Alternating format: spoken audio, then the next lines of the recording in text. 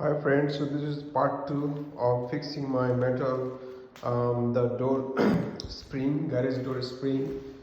So I ordered the new springs here. So these are 2 springs. This seems plastic, but my original was metal. I think I ordered the metal one, but they have sent the plastic. So I'm going to use it. It's okay. So the red will go to the left side, and this gray one will go to the right side of this tube.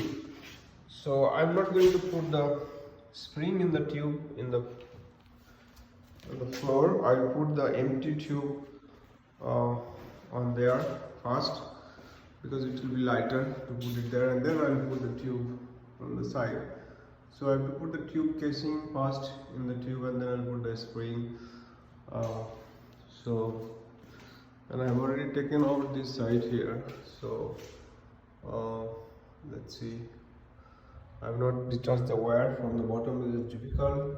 So I'll put this casing and then put the spring and then fix the holder on the side mount.